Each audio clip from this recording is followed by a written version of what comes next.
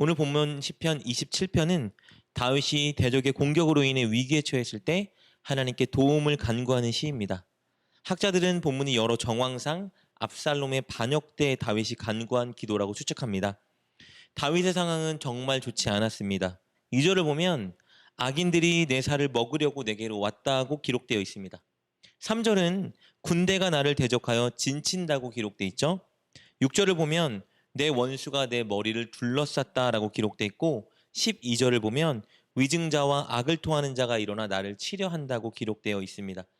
이 구절들을 근거로 다윗의 상황을 정리하자면 대적들이 그를 죽이려 추격하고 있는 상황이었습니다. 게다가 그 대적들은 다윗을 거짓으로 모함하여 사람들에게 비난과 조롱을 받게 만들고 있었어요. 이로 인해 다윗은 부모를 포함한 사랑하는 사람들과 생이별해야 했습니다. 무엇보다 도망자의 신세로 전락하게 되다 보니 하나님의 언약궤가 있는 하나님의 성소에서 멀리 떨어져야 했습니다. 희망이 없어 보이는 상황이죠. 완전히 어둠의 세력들에게 둘러싸인 상황이고 죽음의 그림자가 드리운 상황에 놓여 있었습니다. 이런 상황 속에서 다윗이 해야 할 일, 그리고 그가 할 수 있는 일은 그를 둘러싸니 어둠과 죽음의 그림자를 물리칠 수 있는 유일한 존재, 하나님께 도움을 간구하는 것뿐이었습니다. 그래서 다윗은 하나님께 이렇게 고백합니다. 1절 말씀입니다. 여호와는 나의 빛이요 나의 구원이시니 내가 누구를 두려워하리요.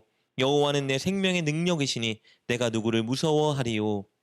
다윗은 하나님을 나의 빛이요 나의 구원이시요 나의 능력이라고 선언하고 있습니다. 빛과 구원과 생명의 능력은 다 같은 의미를 가진 단어들입니다. 구원이라는 의미를 가지고 있는 거예요. 하나님을 향한 이 표현들은 이런 의미예요. 그를 둘러싸고 공격하는 어둠의 세력들과 그 공격으로 인한 사망의 위협에서 구원이 되시는 분, 그분이 바로 하나님입니다 라는 의미인 겁니다. 즉 다윗은 구원자 하나님을 나의 빛, 나의 구원, 내 생명의 능력이라고 표현하고 있는 것이죠. 그리고 이렇게 하나님의 구원을 소망하며 고백하다 보니 다윗은 하나님께서 자신의 고백대로 자신을 구원해 주실 것이라는 확신을 점점 강하게 갖게 된 겁니다. 그래서 이렇게 믿음으로 선언합니다. 3절 말씀입니다. 군대가 나를 대적하여 진칠지라도 내 마음이 두렵지 아니하며 전쟁이 일어나 나를 치려 할지라도 나는 여전히 태연하리로다. 뭐라고요? 나는 두려워하지 않겠다.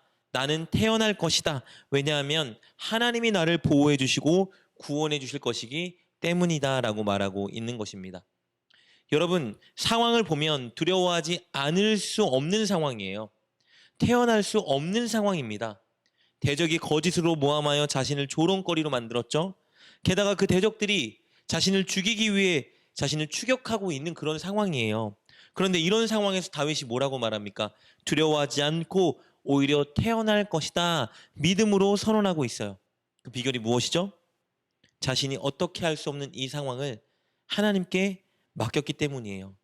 구원자 하나님께서 이 상황 속에서 자신을 구원해 주실 것을 확신했기 때문에 이런 상황 속에서 두려워하지 않고 태어나겠다고 믿음의 고백을 할 수 있었던 것입니다. 그런데요, 이 구원에 대한 다윗의 믿음과 확신은 근거 없는 확신이 아니었습니다. 다윗은 그냥 근거 없이 막연하게 두려워하지 않고 태어날 것이다 라고 외친 게 아니에요. 근거 없이 하나님께 맡겼으니까 알아서 하시겠지 한 게 아니라는 거예요. 다윗의 구원에 대한 확신은 근거 있는 확신이었습니다. 그는 하나님의 말씀을 근거로 하여 하나님께 맡기고 하나님께서 해결해 주실 것을 믿은 것입니다. 신명기 4장 29절 말씀을 보면요. 마음을 다하고 뜻을 다하여 그를 찾으면 만나리라라고 기록돼 있어요. 다윗은 이 신명기 9절을 근거로 해서 하나님의 말씀을 근거로 해서 하나님께 맡긴 것입니다. 우리 8절과 9절 말씀 보도록 하겠습니다.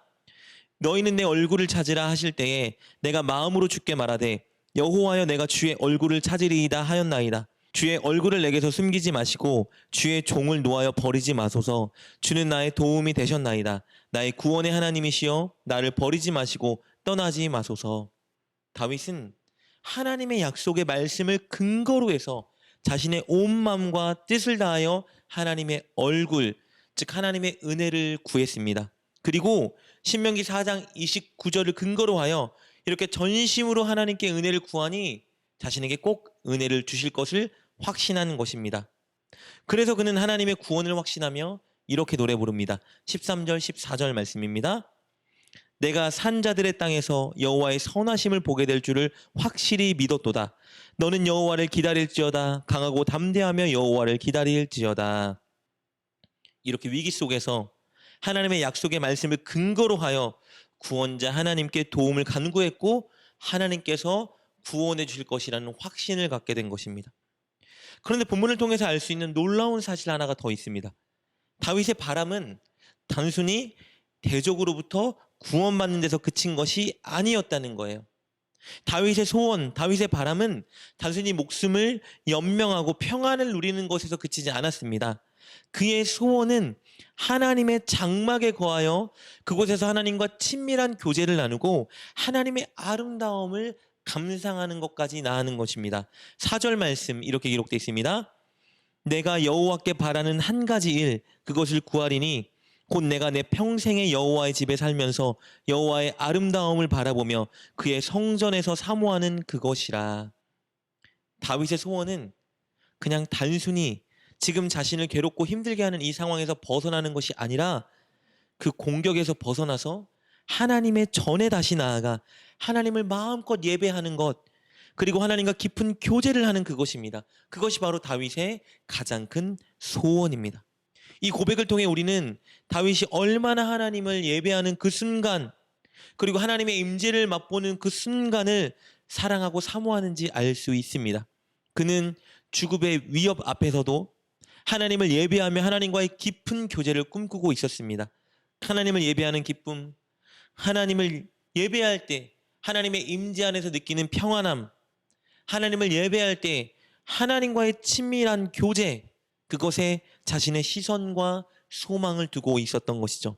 그렇게 더욱더 하나님의 응답과 구원을 바랬고 그리고 구원을 확신할 수 있었던 것입니다. 사랑하는 여러분, 여러분의 가장 큰 소망, 가장 큰 즐거움은 무엇인가요? 그것이 다윗처럼 하나님과 교제하는 것, 하나님을 예배하는 순간이 되길 주님의 이름으로 축복합니다. 우리는 이렇게 날마다 그 소원을 이룰 수 있는 자리를 허락받았습니다.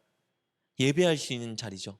그러니 이 예배의 자리를 늘 감사하시고 하나님께 온 마음을 다해 예배하고 하나님과 깊은 교제에 나아가는 우리가 되어야 합니다. 꼭 하나님의 임재와 은혜를 사모하며 열심으로 전심으로 예배하는 여러분 되시길 주님의 이름으로 축복합니다. 기도하겠습니다. 하나님을 마음껏 예배하며 하나님과의 영적인 교감과 교제를 나눌 수 있는 특권을 우리에게 주시니 감사합니다. 늘 이 은혜에 감사하며 하나님을 더 마음껏 예배하고 하나님의 임재 안에 거하기를 소망하는 우리가 되게 하여 주옵소서. 그렇게 예배하여 하나님과 교제하는 우리가 되게 하여 주옵소서. 예수님의 이름으로 기도드립니다. 아멘. 오늘 말씀을 통해 깨닫고 결단한 것은 무엇입니까? 그것을 붙들고 하나님께 기도합시다. 그리고 그렇게 실천하며 하루를 살아가는 여러분 되시길 주님의 이름으로 축복합니다.